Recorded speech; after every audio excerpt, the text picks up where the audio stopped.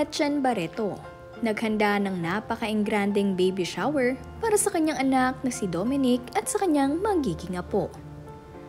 Bago ang lahat, huwag niyong kalimutang mag-subscribe at pindutin ang notification bell para maging updated sa ating mga susunod na video. Naganap ang pa-welcome party para kay baby Kuwang Kohern nitong May 4, 2024. Kung saan inihanda ito ni Lola Gretchen Barreto. Dahil excited na nga sila ni Lolo Tony Boy Cuangco para sa kanilang magiging apo. Invited nga rin ang lahat ng malalapit na kaibigan nitong si Mommy Gretchen at bigatin nga rin ang kanilang mga naging bisita. Karamihan nga sa mga regalo dito ay bongga at mayroon pang mga Hermes dahil ito ay mula kina Lola Gretchen Barreto at Lolo Tony Boy Cuangco.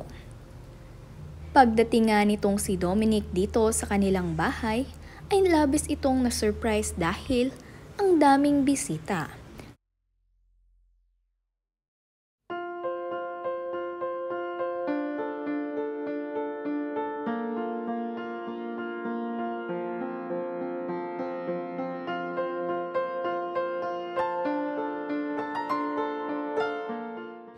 Ang naging venue nga rin ng baby shower na ito ay sa mansyon ni na Gretchen Barreto. Kaya naman kung makikita nyo ay ayos na ayos ang loob ng kanilang bahay. Dito nga ang napiling venue nitong si Gretchen dahil malaki naman ang kanilang bahay at bakuran. At kasyang-kasya nga dito ang kalahat ng kanilang mga bisita. Sobrang dami nga ring pagkain dito kagaya na lamang ng mga sweets na ito na talaga namang ka-e-enjoyan ng mga bisita. At mayroon pa ngang mga tumutugtog ng violin. Kaya naman sobrang serenading ng naging event.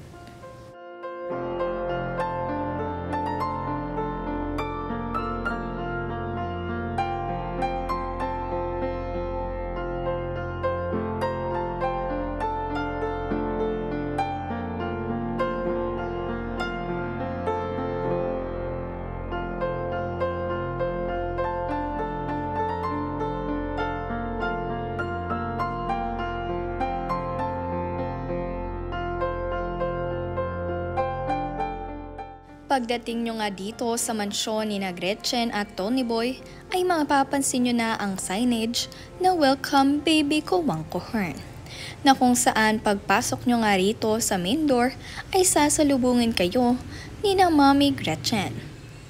Paglakad nyo naman nga ay diretso na kayo dito sa bakuran dahil nandito ang mga pagkain.